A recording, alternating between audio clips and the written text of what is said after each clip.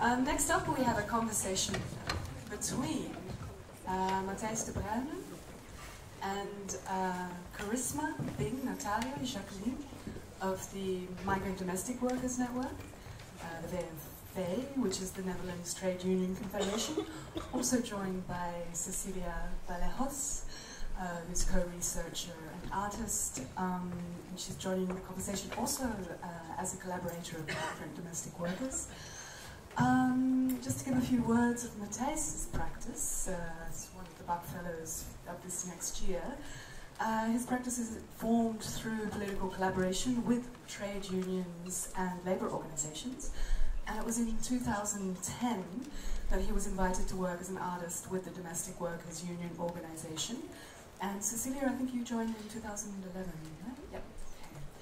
And Charisma and Bing, Natalia and Jacqueline, you are all representatives of the Migrant Domestic Workers Network, and you will together discuss, as I understood, the context of the booklet Werkwoorden, Words of Labour, and your tactics to claim rights to self-determining gestures. But first, Cecilia, you'll take the floor to give a bit of introduction to this publication, Werkwoorden, Words of Labour, and which brings together stories from domestic workers throughout the Netherlands and shed light on the often invisible realities in your field of labour, their field of labour. Okay, thank you very much. Thank you.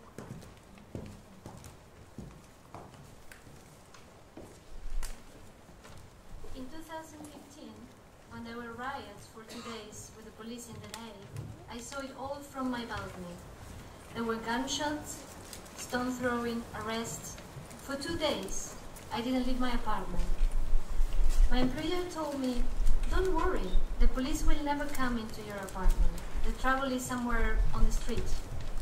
But if you are really that scared, I can pick you up with my car anytime.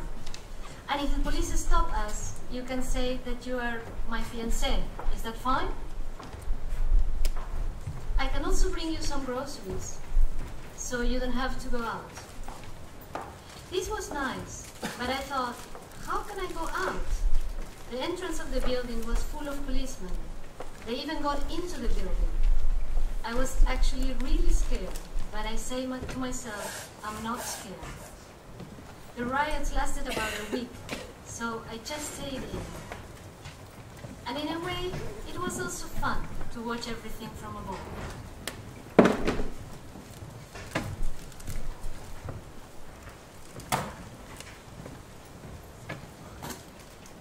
Thank you, Wietske, for the introduction. But maybe you missed something, and it's maybe the most important thing. We are all FNV members.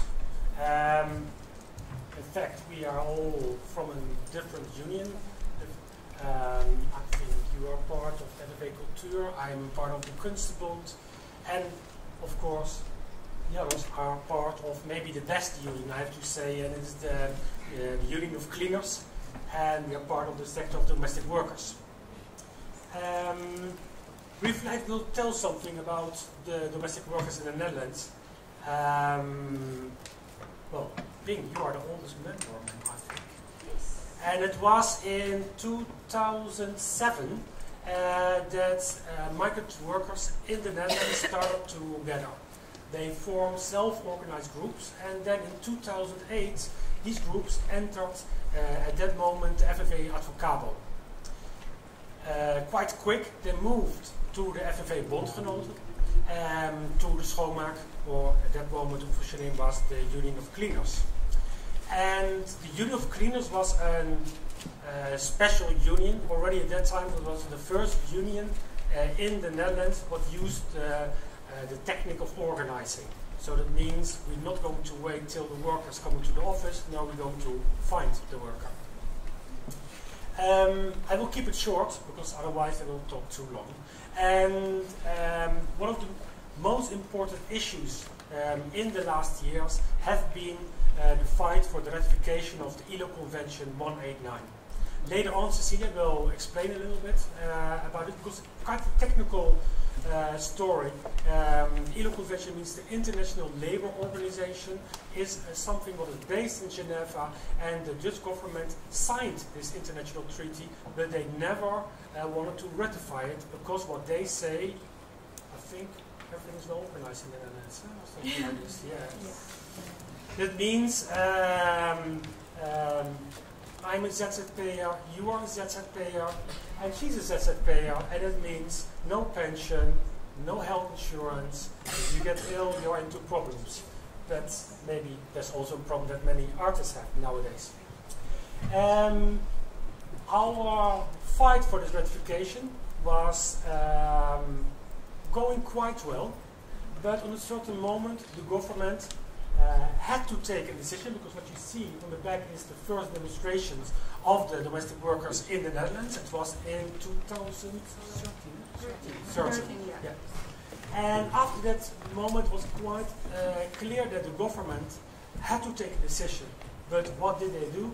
They formed, like always when they want to postpone a decision, they formed a commission with academics. So then the academics shows up and they go to think, to think, and to think, and to postpone, and to postpone, and to postpone. And then they wrote something, and more or less the main message was, we will tell you something later. So more or less that took 2 years or something. 2.5 years. And at that moment, I think that was also the moment that you entered. Yes. Charisma, could you tell the public what is your position in the union? I am the vice chair of the domestic workers sector within the FNV, and also the leader for the African group. I represent the Africans in the Parliament of the Cleaners. And why did you join the union? For me, as a migrant domestic worker, I wanted to know more about my right as a migrant worker. And then I saw the union as an umbrella of protection in regards to labor rights. So in short, I wanted to be informed about my labor rights as a migrant. But if we talk about protection, could you tell something more about this? As a migrant, if you are new in the country, you should know the pros and cons of being a worker. You should know about the minimum wage of the country. You should know about your right as a worker. And I needed to be informed about these rights. So when someone recommended the FNV to me, I jumped into it. But do all the workers have the same rights? Okay. Domestic domestic workers consist of two groups: the documented domestic worker and then the undocumented domestic worker. In a situation where the union has to represent an undocumented domestic worker, then it becomes very difficult because of the worker's legal status. But the good thing is you receive all the training that you need to use in your line of work.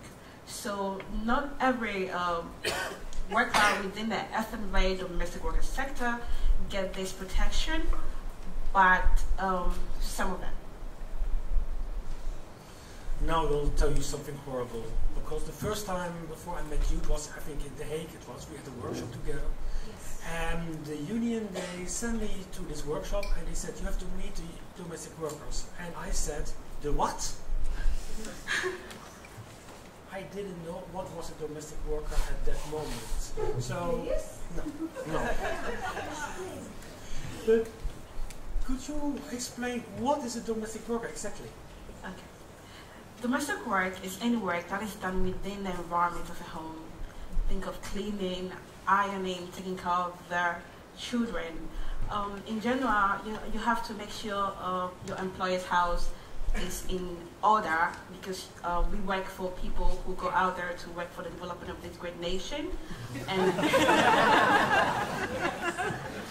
yes, we do. And then you don't want to have them come back home to a disorganized house. So then you have to make sure you put everything in order. And like any other workers, you also have to make sure you prove yourself as trustworthy to your employer. And the trust is maybe one of the most important things. Yeah, the trust is one very, very important.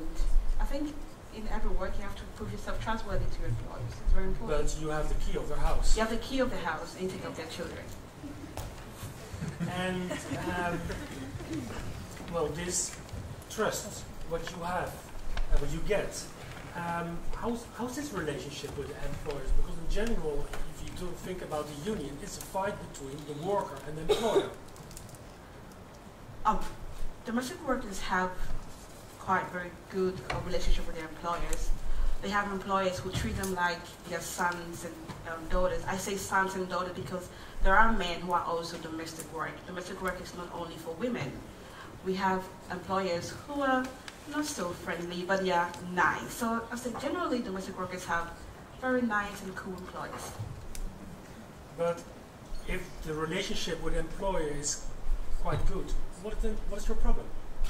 That's a very good question. What is our problem? One, the legal status of the undocumented domestic worker makes it very difficult for the union to negotiate on their behalf. And also with the documented domestic worker, because the Netherlands do not recognize domestic work as a decent work, they don't get access to the full labor rights that they deserve. I'm talking about the sick pay, vacation, money, and a right to healthcare. So yeah, we're fighting, but we're not fighting with our employers, we're fighting with the government. Maybe this is a really nice picture, because I think these are the employers of Corinne. Yeah. Corinne de Lazareis was our leader during the period.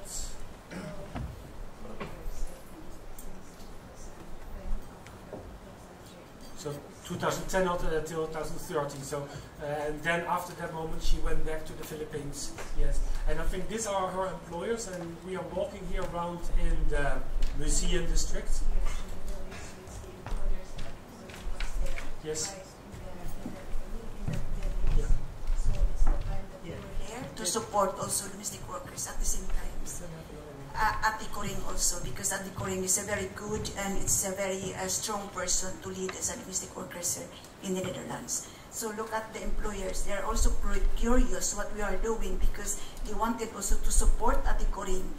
To at the Corinne is a very good and is a very trusted person to lead as a domestic workers here in the in the Netherlands. But let's go back to the book, because in the booklet there are many words, and there are, let's say, contract. What means contract for you? For me, contract is something that comes with an offer and acceptance, mostly written. In the line of domestic work, any contract that takes place is mostly verbal. Domestic workers don't have any sort of written contract, which sometimes is not in favor of the domestic worker because there is more cons than pros. In other words, social security?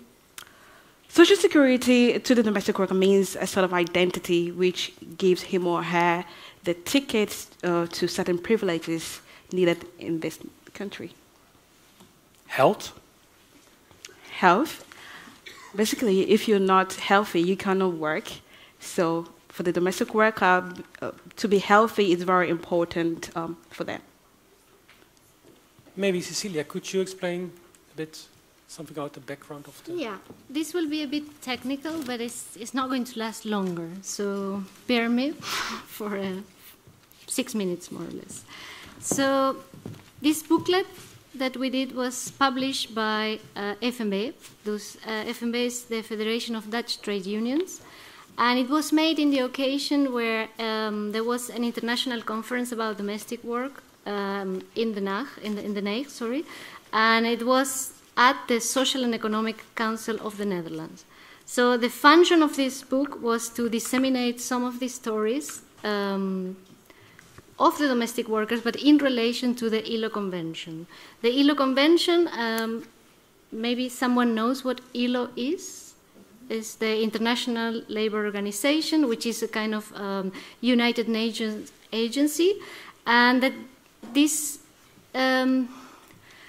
agency deals with labor problems, particularly with international labor problems and standards, and also with work opportunities for everyone.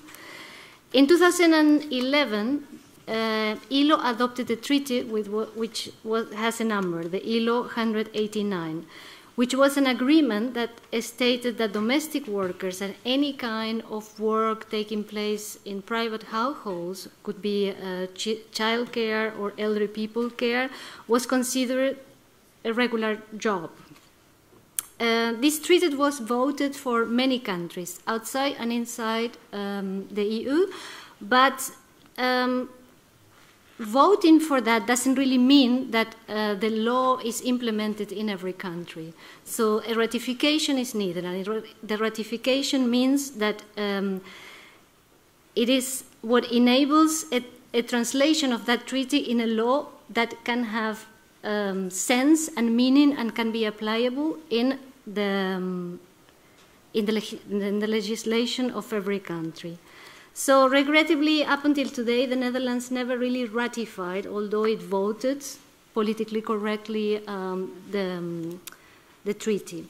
What does it mean that for people that work as domestic workers or inside the realm of private houses? Well, simply that the labor is unregulated and that is outside, let's say, the normal standards. You don't have contracts, you don't have bargaining agreements, you don't have sick pay, not even holiday money, but also not access to the health system. So in this way, when this convention is not conveyed into a law, this means that the union has a very difficult task to protect the rights of the workers as domestic workers. So the campaign that was launched by the union was called 1,000 Families Trust Us, and that was in connection to the fact that the law that puts pressure on people who does domestic workers is kind of criminalizing that labor, while the people who work in houses actually are trusted by their employers, so they with their employer. Why put the next slide? Okay, where does this book come from? Comes from an ongoing dialogue we have with a group of domestic workers, and that goes from 2011, where you made the first, you and among many others, like more or less 30 other domestic workers, made a first artwork that had messages, as the messages the domestic workers normally get when they clean a house. So because the house has to be empty when you work, they normally don't see their employer, so they communicate through messages. But these messages that were a work of art were addressed to the visitors of the museum. So these were the things the domestic workers wanted the people that were kind of a similar class, social class of the employers to see. From this, we go so fast. From this work, actually, there were statements that were very useful to shape the identity of this group, which was the most vulnerable one inside the union. One of the statements was something that you can see in the cover, that is, I have 27 keys. And taking up that statement, the designers that also work in close cooperation with the workers and with us as artists, that were ideating that logo for the Trade Union of Cleaners in general, for all the cleaners, made up the logo specifically for the domestic workers, holding the 27 keys, or the group of keys. Then we also developed other kind of work with the domestic workers in order to reach another public. I mean, this video was made for Parliament, and Dutch Parliament, eh? Yeah. Yeah, we also have a parliament. Oh, okay, sorry. Yeah, you're right. So because when we started to do the artwork for a museum, we thought, okay, this is nice that we can reach the same class of the employees, but also we can aim for another audience, and an audience that can actually maybe consider to changing the conditions of this group. So then the domestic workers gather and then ask us to make a proposition for having a video that could be online and that the people in Parliament could see. So from the statements we collected, we gathered larger stories that had to do with the statement, and from those stories we make up scenarios for making a film. This is maybe a good example, this one, of what happened and why was it so important. Yeah.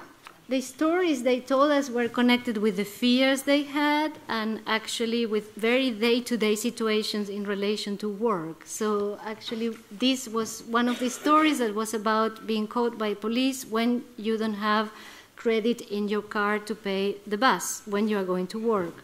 And it just happened in the month before that. Yeah. The police organized razzias together with the bus drivers in the area around Haarlem. Oh, yes. I remember. Yeah? Yeah. So, okay, with this shadow play, we reached that audience. Microphone. Oh, sorry, I was... with this shadow play, then we reached Parliament, and later on we kept on working in order to develop a narrative that could really be more identifying this group and that they could really carry with in every demonstration they could have.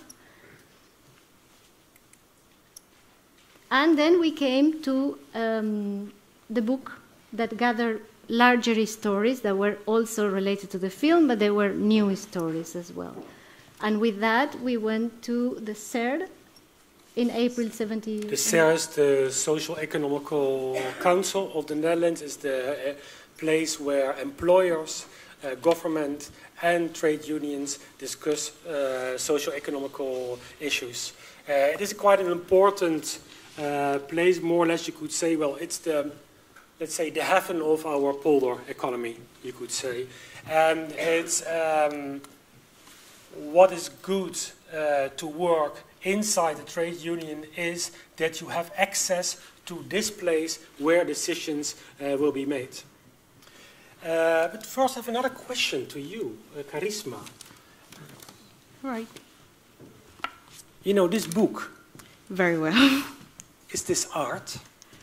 Yes, I believe this book is art because this book studied the life of domestic workers and brought out the reality in it, which for me, that is what I think an artist does. An artist studies objects, people, and it brings the reality in them. So this book is art. Yes.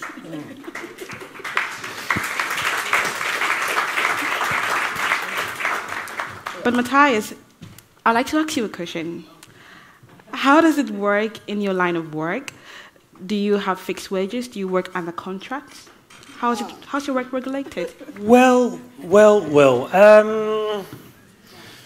The artist as a worker is quite often in a quite problematic situation, I would say. Did you say problematic? Here, in this moment, in this place, it is well organized, I have to say. Okay.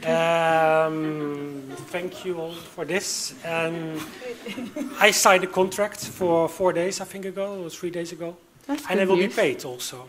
Oh, that's good news. This is not normal, I have to say. In most of the places where you show your work, they don't pay you that often. And when they pay you, you cannot make a way of living out of it. But there is a positive thing, I have to say, because in the last year there was a small group of artists.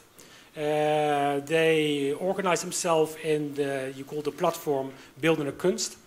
And they started a campaign in order to pay more attention to this issue, because the poverty among artists is quite problematic, I have to say. And nobody talks about it. Because if you don't have money, you are a loser.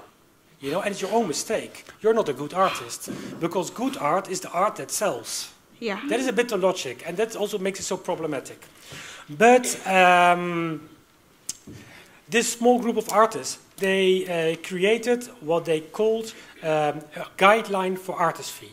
Mm-hmm. And maybe it's also not a surprise that BAC was one of the first institutions that signed that guideline.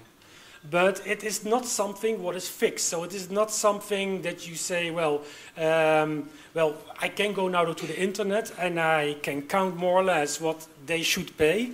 But in general, it is a guideline. And quite often, there's another problem. The small institutions, the small places, especially for the beginning artists, they don't have the money to pay the artist. And that is also a huge problem.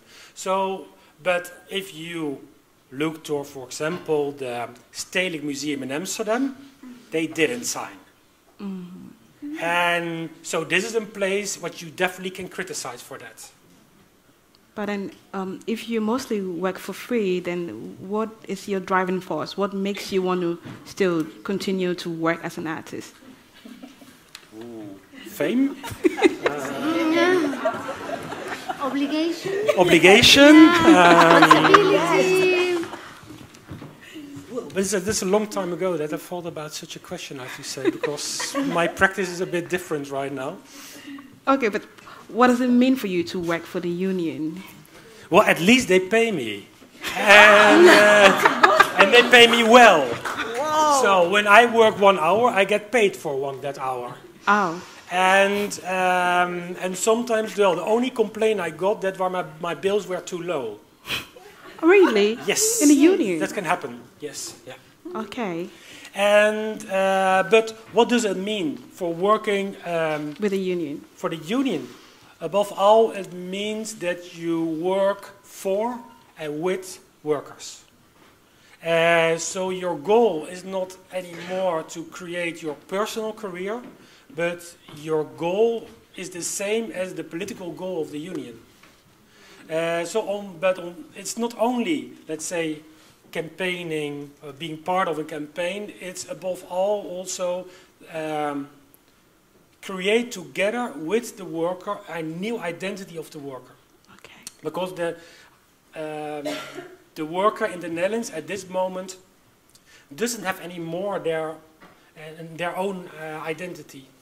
So you're from Ghana, you're the Philippines, and she's from Argentina, I'm Dutch. So that's at this moment our main identity. But in fact we have something more in common, and that is our economical position. Good. And also I'd like to use this opportunity to read something that one of our sisters said in the book of... Okay, yeah. Words of Labour book. Oh yeah, because we are now in an event of how to live a non-fascist life. So this really fits to it, I think. Yes, yes. And I'm reading it in reference to respect. This is what one of our sisters, who is a domestic worker, said. And I read, "I don't allow any person or a card to define me, because I believe there is more I can do than being undocumented. Some of our undocumented colleagues are very intelligent and very dedicated, but they allow their situation to limit them. I keep saying, hey, you shouldn't let a card define who you are or limit where you want to go. There are so many things to do here for everybody. Yes, we are limited in a way. You cannot do whatever you want if you are undocumented, but there are many other things you can do. So whilst you're waiting what your future is going to be, why not just take a risk and explore? And this is actually what I am doing." This is what one of our domestic workers said in their Words of Labour book. And I agree to it because I believe as human beings, we don't have to let anyone or anything validate our existence, because when we do so, we are only conforming to society's definition of who they think we are. Thank you. Yes.